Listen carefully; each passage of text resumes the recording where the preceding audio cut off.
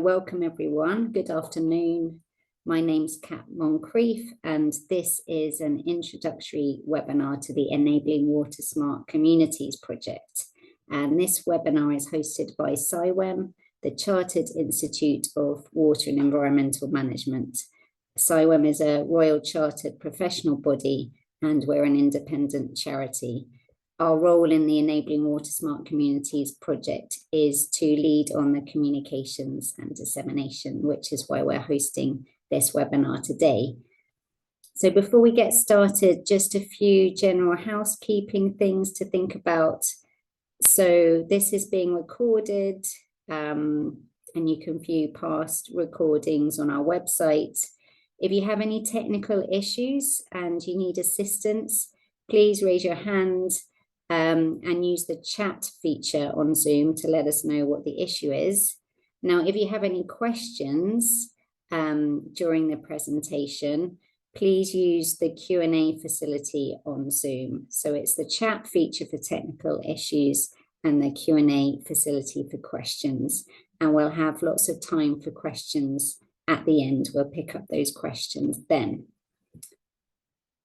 So into the Enabling Water Smart Communities project.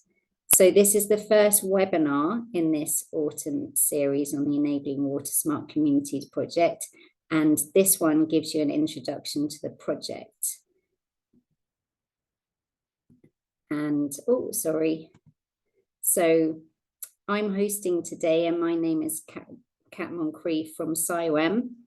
And with me, I've got Rebecca Chau from Arup, who's going to be presenting today as well. And then when we get to the questions, I've also got support from Oliver Sherrington and Paul Simpkins from Arup as well, who are also key members of the project. So we've got a good team of us today.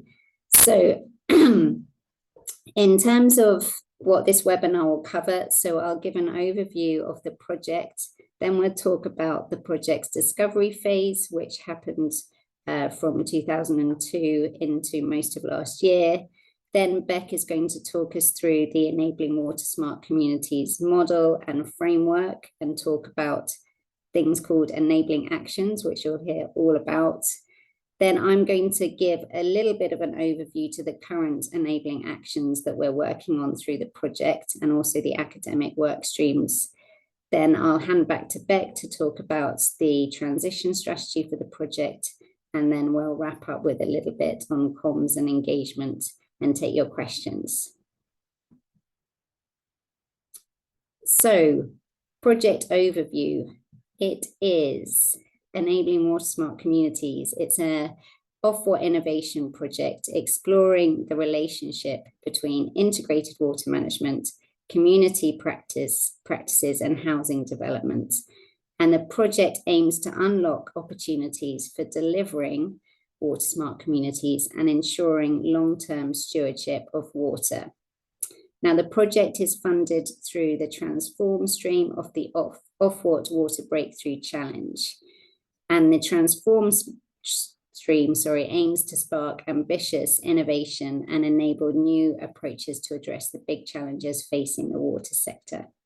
And you can see there the host of project delivery partners that we have in the team, and also supporting partners as well. So lots of different organizations, water companies, but also research think tanks and developer institutions as well. So what do we mean by water smart community? So it's essentially where water efficient assets and systems, so things like rainwater harvesting and sustainable drainage, are included in the design stage and built into the fabric of a community, of a place.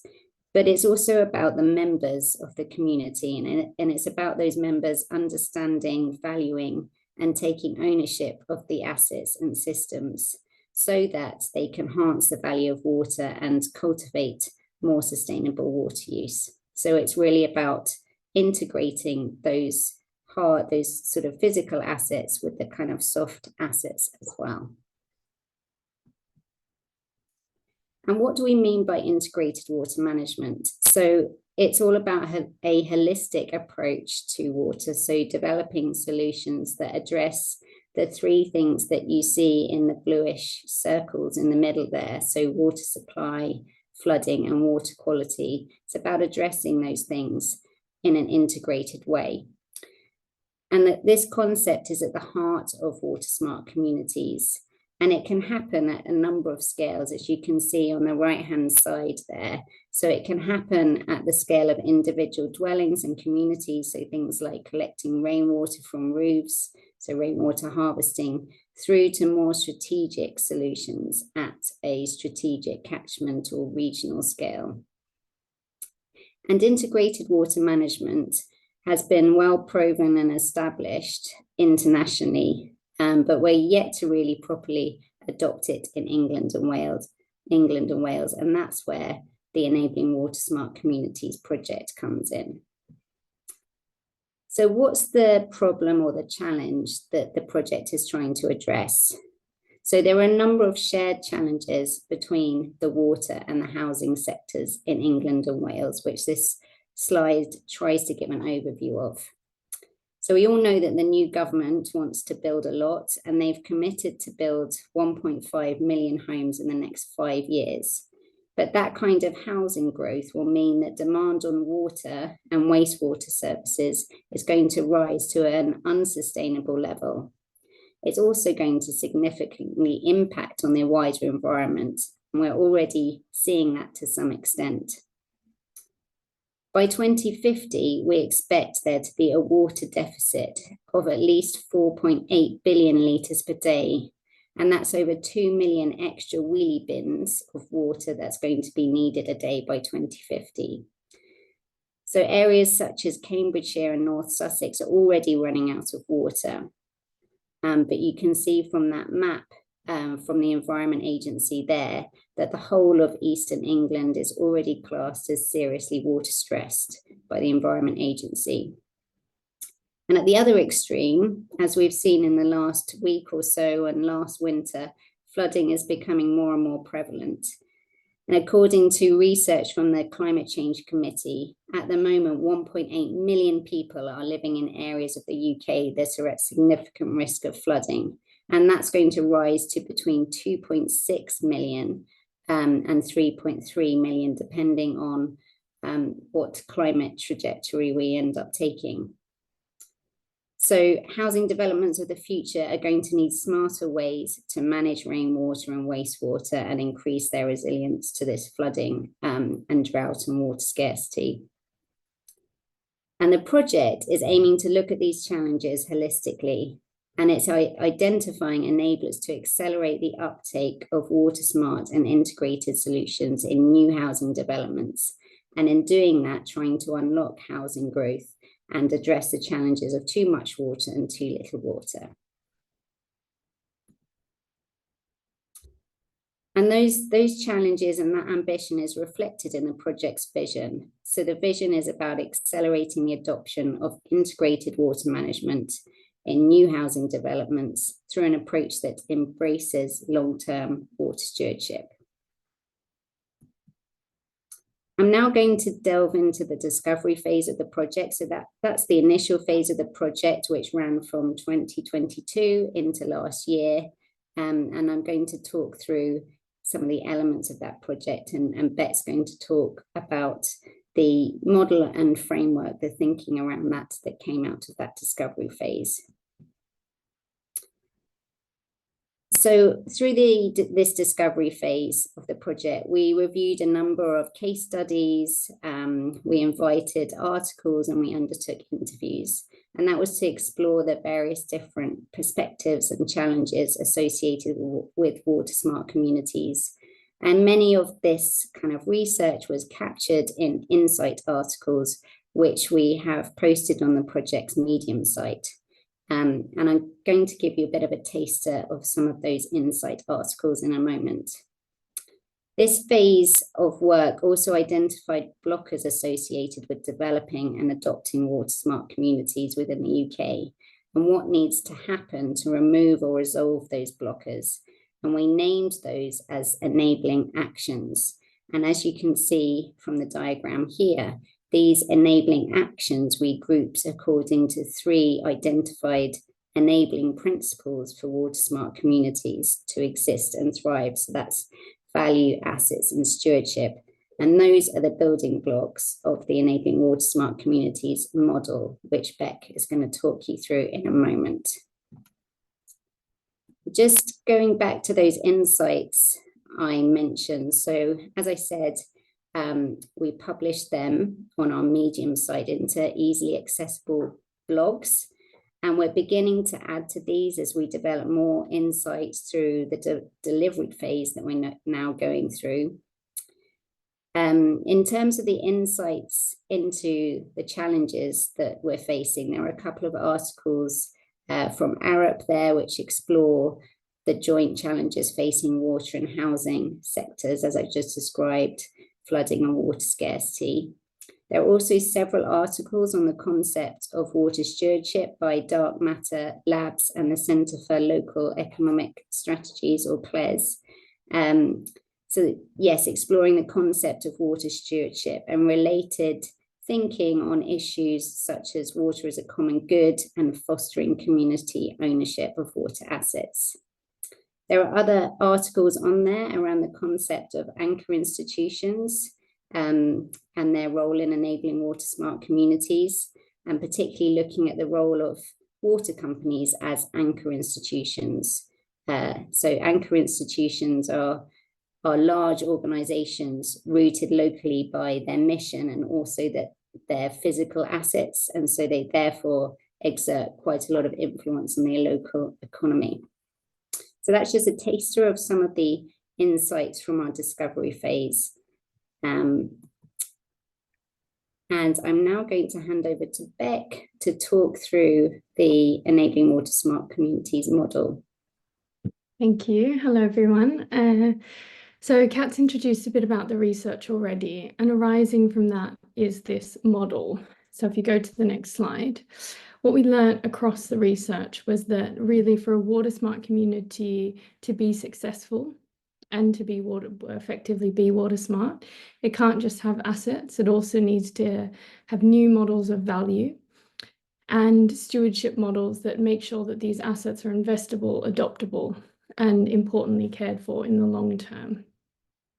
So in practice, we've seen these delivered kind of around the world in different ways, and often the entry point is different. So when we talk about these 3 things, it's not a linear process, but rather what's crucial is the presence of all 3 components in any successful water smart community. So in speaking, for instance, to the Community Land Trust Network, who's one of our partners, they shared how in their projects, for instance, you might start with a piece of land or a group of like-minded people that have kind of a vision and set of values driving a development that are in search of a piece of land. So there's many different entry points, but yes, what we learned was that all elements need to be present. So if you go to the next one, in starting to unpack each of these components, it requires us to rethink how we understand and treat all 3 of them, so value, assets, and stewardship. For value, what's really critical is starting to shift towards more place-based ideas around and models of value and outcomes-led approaches. For assets, we need to be thinking about how we integrate designs, how we deliver integrated designs and asset management. And rethink stewardship, and this one is kind of twofold, where there's part of it is about moving towards cultures of care. So how we relate to our environment, there's a cultural shift that needs to take place. But on the other hand, also the kind of more contractual legal part of it, thinking about establishing more long-term resilience forms of governance. So making sure that, these kind of communities are cared for in the long term, that assets aren't forgotten or neglected, but there's models for them to exist and continue to deliver value in the long term. So building on, if we go to the next one, building on the model, we then started to explore, well, if we want to make it so water smart communities are mainstream and that it is possible for, developers in particular focused on new build housing to implement water smart communities, then what are the range of changes that need to take place across both the water and housing sector to make that possible? So the framework that I'm going to introduce and the enabling actions that Kat kind of alluded to before is really establishing that landscape for all the change that needs to take place. So if you go to the next one. So by bringing all of the kind of inside articles, discovery research together, we synthesized it down into 65 areas, so quite a long list of areas where change needs to take place.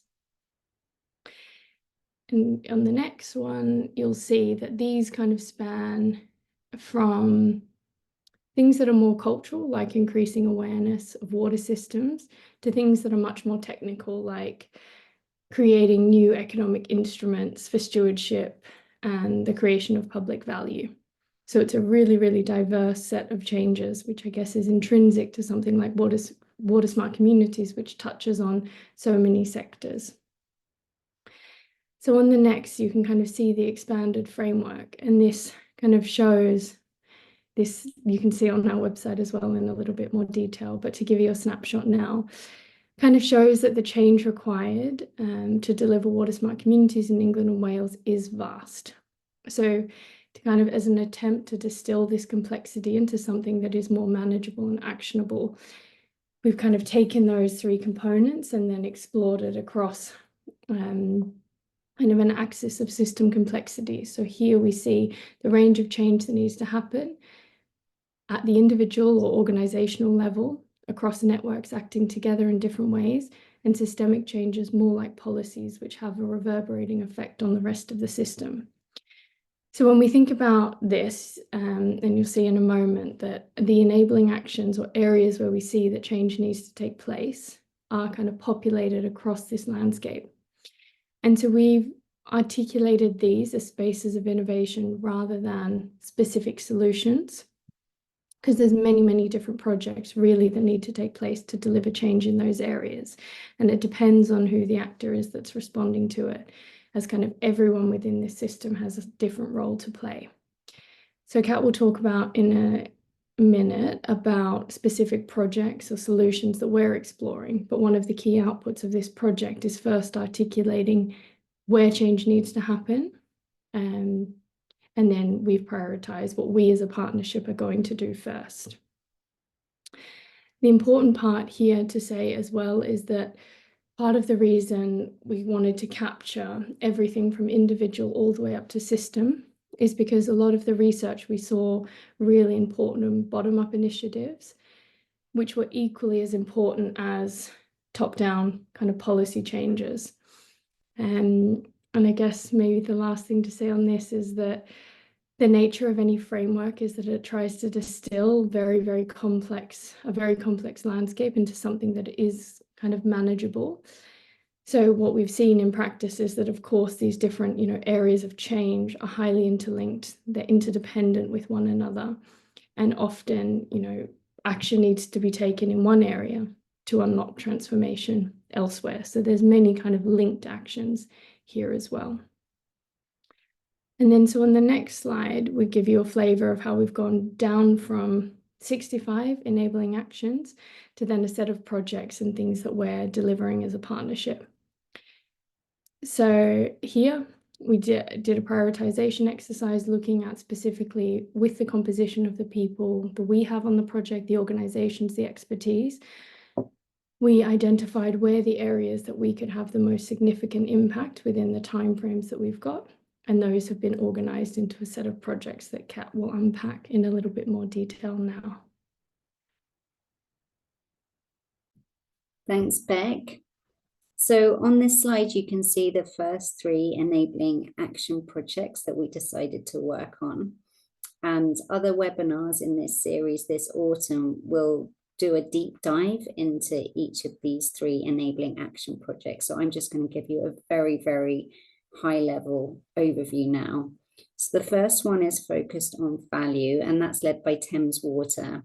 And that one is reviewing existing case study to define how water companies, local planning authorities, and developers can work together to unlock and share the value of water in water smart communities. And so it's looking into past integrated water management studies that have taken place. It's also developing a database of existing water smart communities and looking into the lessons from those.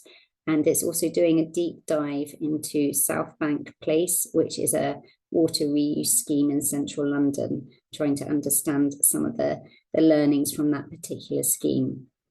The second one is focused on assets and in particular community scale water reuse systems. This is being led by Anglian Water, and there are 3 key elements of this. So developing a water company roadmap for delivering reuse systems, then establishing the business case for those reuse systems. So looking in particular at the costs of putting in the pipe work for community reuse systems, and then also trying to adjust the regulations, so working closely with DEFRA and others to adjust the rules around wholesome water, which are currently preventing water companies from supplying non-potable water into homes. That's a bit of a barrier at the moment. Finally, the stewardship project, which is being led by United Utilities, is very much focused on developing a community-led stewardship model for water smart communities, and a model that empowers people living within those communities to adopt, operate, and maintain water smart assets, such as SUDS, sustainable drainage systems. So check out our webinar for more detail on these 3 coming up over the next few weeks.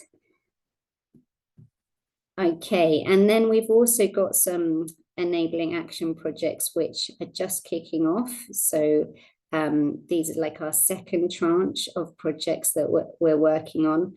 So we've got one looking at the impact of reduced water usage, so reduced water efficiency of homes on the sewer network and what some of the issues might be there. We've got one looking at the potential to develop an accreditation scheme under the Royal Horticultural Society that would incentivize the developments to have climate resilient plants, species and soils. And then finally, we're doing a kind of review of green finance opportunities to see whether kind of green finance tools and mechanisms out there might be relevant for supporting interventions in water smart communities, and that's being led by United Utilities. We also are undertaking academic research as part of the project, and this is led by the University of East Anglia and University of Manchester, and that's very much focused on community perspectives and engagement in relation to water. So the UEA work is focused on innovative community engagement strategies, and it's got 3 phases. So firstly, doing a systematic review to map various water communities and how they engage with water. The second one is exploring different ways communities engage with water through innovative case studies. And the photograph there is from the Casco Citizen Science Project. So that's one of the case studies that's being looked into. And the final phase is a deliberative mapping exercise to understand how diverse publics, so different types of publics, how they evaluate a variety of sustainable water futures. And the findings from that work will be used to inform how the public is engaged in the development of water smart communities. Then on to the work of the University of Manchester. So that's unraveling the varied perspectives people have about the future of water and housing. And it's trying to understand what forms of public support and resistance might be encountered as water smart developments take off. And then that will hopefully provide a starting point for how water smart communities might be designed to alleviate any specific concerns that people have. So our third webinar in the series this autumn on the 16th of October is going to delve into this research and the research of the University of East Anglia in much more detail. So put that date in your diary. Okay, so Kat's given everybody a flavour of the many different projects that are underway already, and perhaps whenever we present this work, I think one of the things that we often get feedback on is how diverse the range of projects are, and that's a bit about the nature of this innovation project specifically, where we're really looking at a whole systems change. It's not just a single, technology that we're trying to accelerate. We're looking at how can we create an entirely new model for delivery, which touches everything from culture to technology to infrastructure design, management models, finance. So there's so many different strands.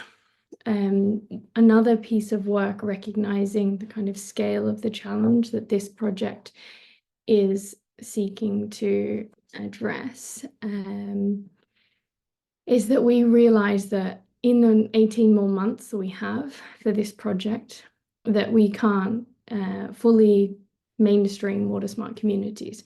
So that the overall ambition of the project, we can make like a step towards, and we can establish the foundation. So, the enabling actions are a really crucial part of that, mapping the existing system. And then our set of projects take us a big step forward in this area, but we're very aware that by the end of our program, there will still be much more that needs to be done. So we're starting to think about how we can support this long-term transition. The kinds of things we've talked about today take decades. They're not years-long changes. So the work that we're doing, if you go to the next one, around the transition, recognizes this kind of degree of change. So part of the work we've been doing is taking what's called a transition design approach, and that casts the journey between where we are now, the kind of current system, which I guess in our project we've described through those many areas of change or enabling actions, to our kind of desired future, where water smart communities proliferate across England and Wales. And if you think about the definition that Kat shared at the very beginning, it kind of illustrates that, a water smart community has these same components, but it can take many forms, and it would also be kind of contextual in different places. So we seek for this to proliferate across England and Wales, embedding those principles in new housing development. But we know any transition or this sort of scale of change that we're talking about requires momentum. It requires coordinated effort across sectors. And it is a continual learning process. And crucially, that it won't happen on its own.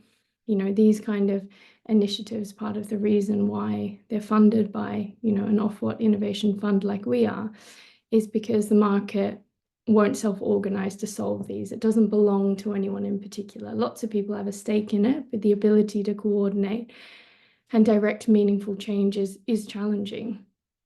So part of our work is thinking, how do we create the conditions for those enabling actions to continue to be delivered against? And recognizing as well that that's not an exhaustive list, that it's a dynamic landscape, and over that period of change, more will arise that we would need to attend to deliver this. So we've been targeting very kind of specific ones in our project, but our next challenge is to think about how do we spur the uptake of action in this space from kind of our many industry colleagues.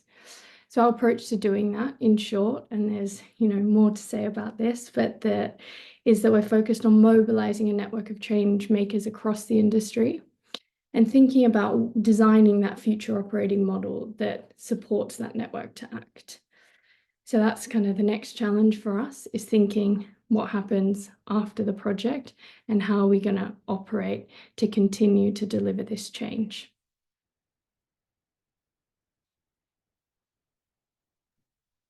Thanks, Beck. And I suppose as part of that, creating a network of engaged people that are part of this transition, we're very keen, and it's a key part of the project, is to really share what we're doing as we're going. And this is part of being a kind of open innovation project. So we're really keen to encourage all of you and a wider network of professionals to engage with and input to our evolving concepts and findings. And there are lots of ways to do this. And I've tried to illustrate them here.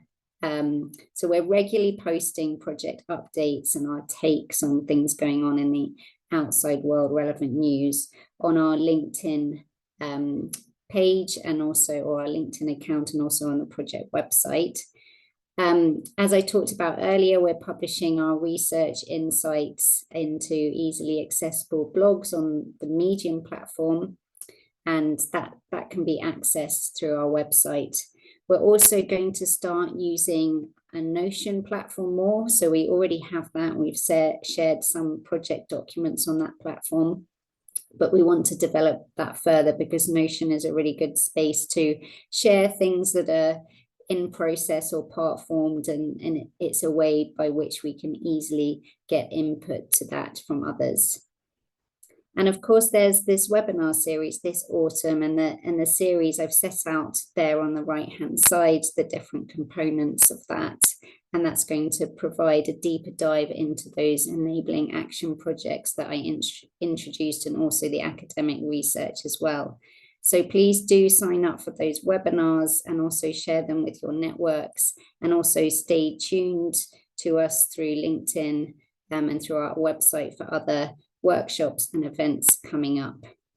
I've also put the project email on the last slide, I think. So if you've got any specific questions, then you can get in touch that way too. So I think that marks the end of the kind of presentational bit. So I'm now going to open up to the Q&A session. And as I said, we've got me and we've got Beck, but also Oliver and Paul here too, who can help answer questions. So I'm going to just check in on the Q&A. I can't see any questions there at the moment. Just want to check that I'm not missing any. But do fire away.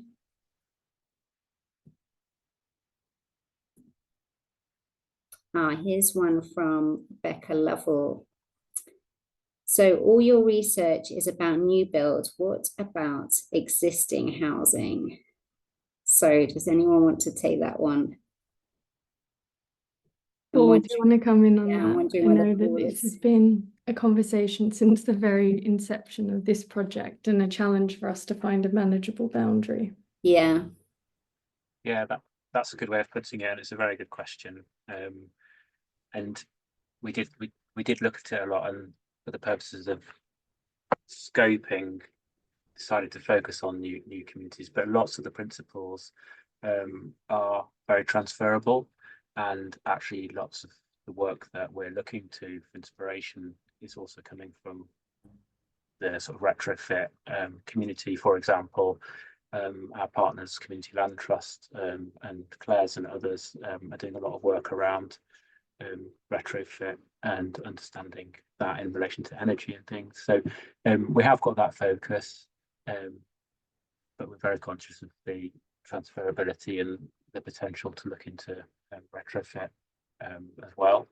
And the other thing is that around the definition of community, we are keen to explore the relationship between new communities and existing ones as well. So very much the context around developments. But quite a few of those boundaries are quite fluid on the project, and that's one of our challenges. I'm happy with the question, or if you want to come back on that. I haven't really answered it very well, or anyone else wants to chime in. There's another question there, Paul, about retrofit and how do individual designers, so garden and landscape designers, fit into the project?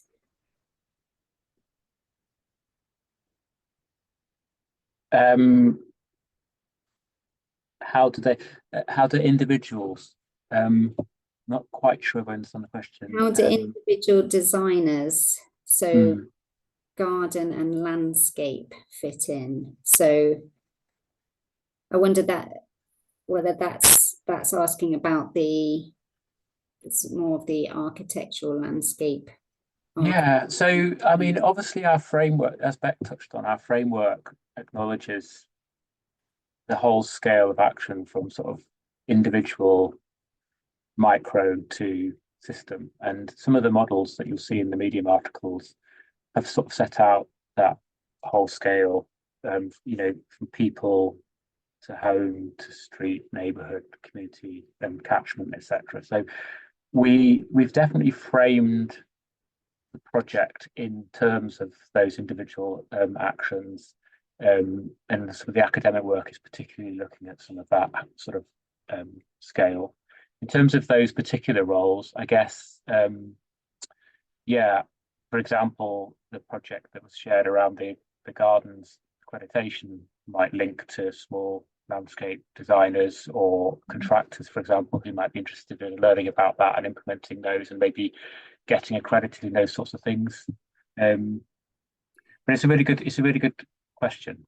I was also going to say the work, the academic work, looking at how people might engage or view different preferences around new housing developments and water as part of that.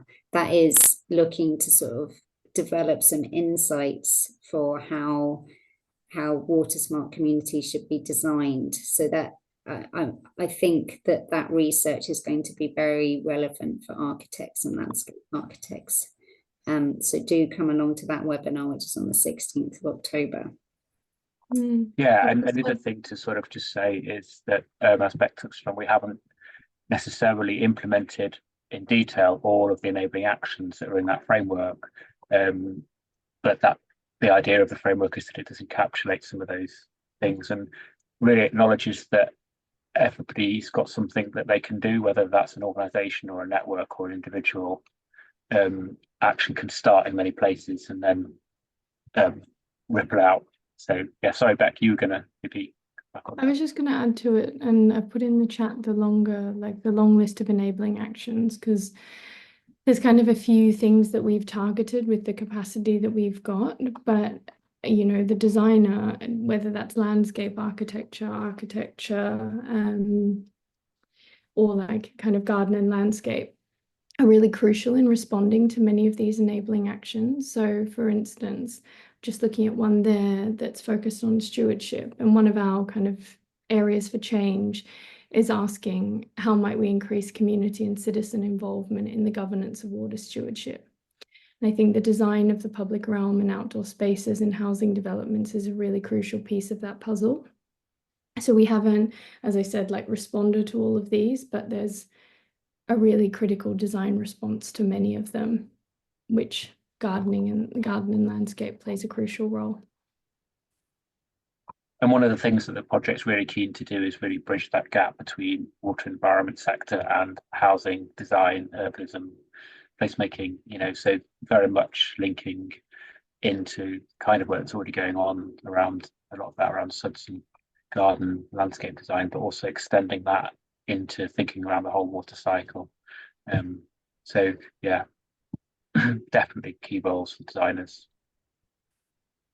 Thanks. And there was a question about who ultimately, are we looking at who ultimately should pay for water smart communities? I can provide a very brief answer to this, which is, I think this is what the part of the value enabling action is looking into. It's looking at how local authorities, water companies, and developers can work together to make sure that they're unlocking the benefits of water smart communities, and therefore kind of distributing those benefits, but also distributing how those benefits are paid for. But that's my very high level answer, and I'm sure that others will want to come in on that.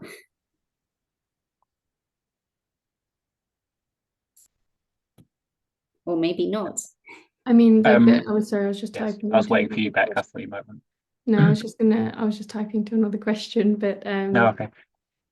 What I was going to say is, I think you touched on it there, Kat, was the kind of green finance, looking at like how are these funded, and that is a challenge looking at, and that's why like value is such a critical part of this for us, because an aspect of it is kind of what's it going to cost, but also what is the value being generated from these new assets, and how can that be internalized into a financial system that creates a revenue from that. So, you know, if you have a SUDS on site, for instance, and that prevents surface water going back into the system, how can that change kind of how money moves through it that makes it possible to incentivize more of this? So I think certainly we're very conscious of whether, like, not just putting this on the customer. Yeah, I think sorry. Well, just to add to that, I think we're conscious around there's incentives in place in some of the water companies around capital expenditure to encourage the use of delivery in new housing developments, but we're really keen to expand that beyond just CapEx investment into the operational costs, and particularly into the stewardship models and kind of ongoing operational maintenance of a lot of these assets, where we found that this is often where some of the projects can fail, or that the kind of what would be deemed water-smart assets are turned off. And so as part of that, we're exploring kind of new funding to actually get the projects initiated and the assets installed, but also very conscious around the need for something that is sustaining beyond just the delivery. So there's a few different ways we're looking at this in the project, and it's it's a key kind of thing we're thinking about. Thanks, Ollie. So Ella's asking, can you talk about any examples, UK-based or globally, in which water smart communities are already established? Well, we've got lots of examples, haven't we? We're developing a whole case study database of examples, many of which are coming from abroad, and particularly from Australia. I don't know whether anyone wants to talk about those case studies in a bit more detail, or whether Ella's going to have to wait for some of the other webinars to get a deeper dive. The webinar, the final webinar will be really good for that, because the academic teams have been really leading in looking across different kinds of water smart communities and reaching out to them. 16th of October. Yeah, and also that also might be touched on a little bit, like, in the values and assets ones. But I think the answer is we're still building that intelligence. There are lots around. How many of them have all the components of the model is something that we're still exploring. So, you know, there might be some that have some technology, but maybe don't necessarily have the value model that's tied into it, or some that are maybe exploring a new stewardship value model, but don't necessarily yet have the assets in place, etc. So we're still finding out to what extent there's really like a fully water smart community according to our definition. But there's a lot of good stuff going on, and gradually gathering it. And by the way, if anyone on the call has got any sort of knowledge or insight into areas where not necessarily the whole picture, but aspects are being innovated, then do share them in chats or on the website, or because there might be a really fantastic kind of asset community owned type model that comes from another sector, for example, and we're already looking at energy that can potentially be very relevant to water. So yeah, absolutely. And I was also going to say the webinar tomorrow, which John Hernan from Thames Water is leading, focused on value, that will be touching on, I think, South Bank Place, which is a case study we've been looking at in quite a lot of detail. And I just seen Rebecca's question there about, are you also including tower blocks that don't have gardens? And South Bank Place is a big tower block on South Bank. Don't think it has a garden. Maybe it does on the roof, not sure. Anyway, it's a tower block, and I don't think gardens are a sort of key part of it. One of the things that we were keen to do early in the project, and we're still in the process of shaping the actual projects, was that we were keen to think about different housing types and typologies. So where the water sector maybe has traditionally kind of talked about development as a kind of as a whole, and maybe thinking more about private sector development, we were keen to acknowledge other models like community-led housing, public sector-led housing, and private housing. So we're still exploring exactly how that weaves through the project, but it's definitely important in our conceptual models to acknowledge that there are different kinds of models around development, and they can have a massive impact on stewardship and value, and how long stakeholders are involved in the project, what their long-term interests are, to what extent they can take the view on return on investment and all that kind of stuff. So yeah, not just the different typologies of tower block versus terrace, but also social housing versus public sector and that kind of thing. Yeah.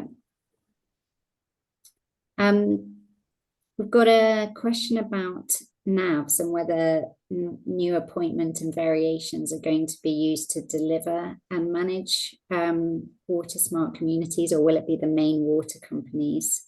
I assume we're looking at both, but this might be a question for the webinar on assets, unless Beck or Ollie, you've got any further insights on that. I think. Well, do you want to come in, or shall we leave it for the other webinar? Just briefly to say, I'm not an expert on NAV, so we should wait for the webinars, but that we are interested in one of the things we're very much looking at in terms of the scale thing is possibilities around community scale infrastructure, and so sort of decentralized to a certain extent, and that chimes with a lot of stuff that's going on in the energy sector. So particularly around reuse, we're looking at community scale water reuse, recycling, that kind of thing, and that's where that kind of scale of a NAV or another sort of supplier around the infrastructure might form part of that stewardship model, and that's something we're still exploring. So there could be a really interesting role for them, but that's probably a specialist question, like I said. Yeah. For George or yeah, maybe for George at the assets webinar. Yeah, and I think the next question may be for George in the assets webinar as well, which is again from Rebecca about mentioning the need to change regulation. Can you talk about this, for example, grey water use in homes? So my understanding is at the moment that water companies have to supply wholesome water to homes, and the definition of wholesome water is potable water. So that means if you're collecting grey water or rainwater from somewhere, and then the water company's piping it, treating it to some extent, but not to so that it's potable, and then supplying that into the home, that's not allowed at the moment with the current regulations. That's my understanding. But that will be covered in the assets webinar in more detail, but hopefully that's thanks enough for now. Yeah, I think just to add to that, Kat, so I think, yeah, if the assets work and that George Warren's leading with Anglian was covering that, but as part of that, part of the key deliverables is mapping out a roadmap for water reuse and engaging with the water sector, and then the regulators, and there's a workshop a week today with the regulators to look at opportunities to bring in grey water use as part of that, the Water Act, and then the DWI. So we're hoping that can help at least map out the action needed and the evidence base that we can contribute to make change. But yeah, there's be more detail in the session that George is running. Yeah, and I see Caroline from Cascade Water Products has just come in to say if it's a micro system, then that meets the drinking water inspectorate standards. So my understanding is if it's within a dwelling or within the home, then it's fine. It's just if the water's coming from outside of the home and it's non-potable and supplied by a water company.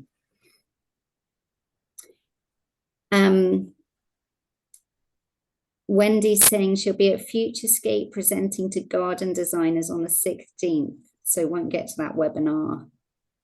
Anyone from this scheme going to be there? Oh, I don't think we know about Futurescape. Wendy, maybe you could put the details in the chat and we'll have a look, but that sounds really interesting. Thank you for flagging.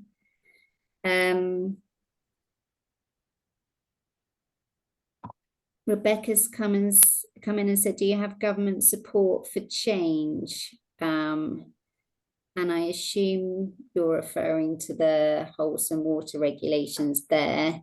And I think all I can say is that we are in discussion with DEFRA about that issue, but with the new government, they've obviously got a lot of things to think about. So how quickly it can be worked through, I'm not sure.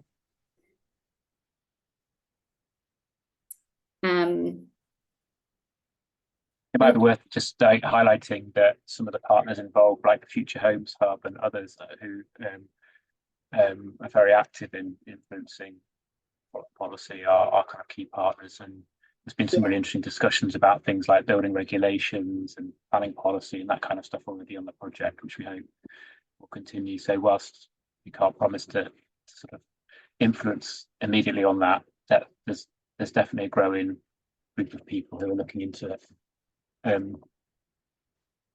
Yeah, absolutely. And the Future Homes Hub kind of water roadmap that came out in the spring talked about water reuse as a key enabler for achieving more water smart homes.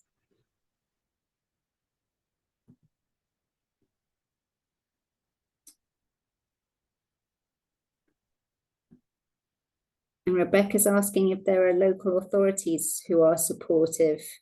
Well, I think there are lots of local authorities involved in different cases that we're looking at. So, I mean, I'm aware of Cambridge Council that have been quite active in the Eddington development, which involves rainwater reuse.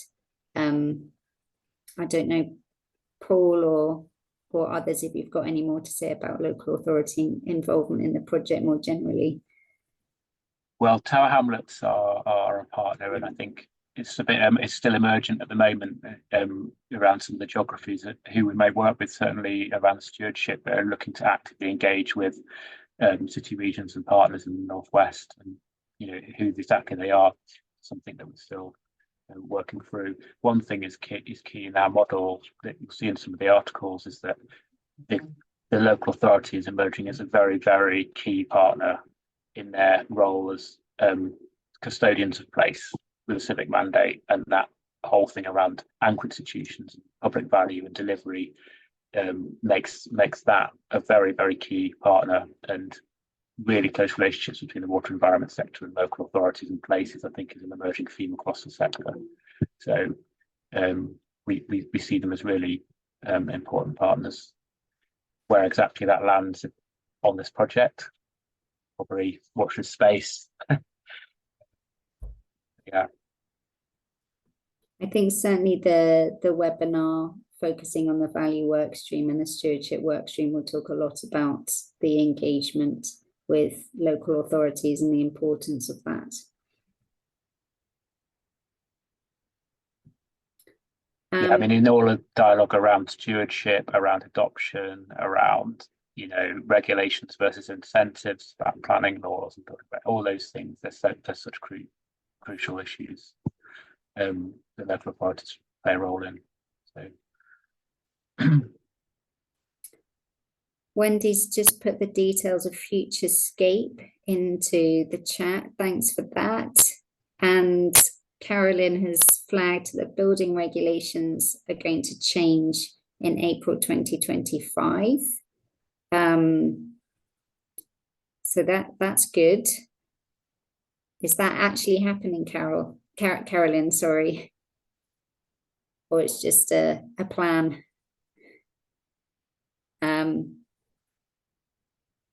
Otherwise, I don't think we have any more questions. Nothing further is coming through, but thank you. Carolyn just said that's what she's read about those regulations. Thanks for flagging. Thank you for all your questions and engagements. This has been really good. It's good to have a little chat going on. And yeah, thank you, Beck and Ollie and Paul for your input, and thank you all for joining. And please sign up to the rest of the webinars. That's the blue link on the last slide takes you to CIWEM's events page where they're all advertised, but also Barbara's been putting them into the chat as we've been talking, so please go and register. Thank you very much, and hopefully see you tomorrow or at one of the other ones in the next few weeks. Okay. Thanks very much. Thanks then. Thanks, Bye. everyone.